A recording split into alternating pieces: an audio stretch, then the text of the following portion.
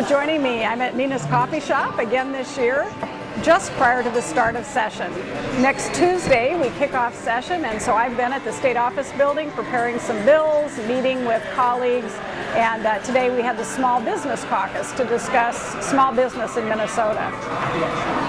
As you probably know, we will have a short session this year. It's the second year of the biennium.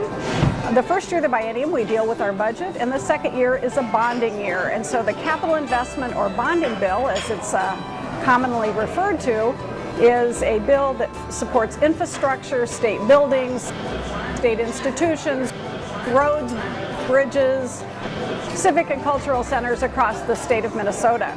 And so we will be hearing those bills, and that is really the work of the session. Additionally, it's a policy year, and so as I mentioned, the first year is the budget, the second year is more policy, and we did a lot of policy last year. Because this year is anticipated to be a short session, I'm sure we'll hear policy bills, but I'm not anticipating a long drawn-out session with a lot of complicated policy. I'm hoping that the best outcome would be some policy that we all can agree on, come together on in a bipartisan way, and that certainly bills and policy that the governor will sign, and a bonding bill that the governor will sign as well.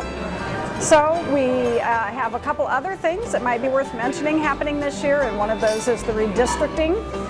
We've been waiting patiently for the legislature to come together and agree on a map, but that hasn't happened. And so, as you may be aware, the judges have been working through the court system to come up with a map, and that will be released on February 21st. Most of your legislators and some of our constituents are anxiously awaiting to find out if they will keep their legislator. I'm anxious to find out if I'll keep my same constituents or whether my boundary lines will change, and I'll have some new folks out in Rochester to go knock on doors and introduce myself to.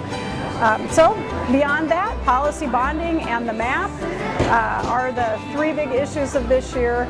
Continue to work on some local issues, dental issues, disability work, my bill on autism, lifelong learning accounts. I even threw in a constitutional amendment this year, anticipating a slew of those and trying to nip it in the bud, if you will. The constitutional amendment will require a 2/3 majority vote of the legislature before those questions come before you, the voter. We have that same high level and that high bar for our bonding bill, and it seems to me that a constitutional amendment should rise to at least the same level of importance as a bonding bill. That's kind of what's percolating right now, in addition to the good coffee at Nina's. And so until next week and the first week of session, I'll sign off.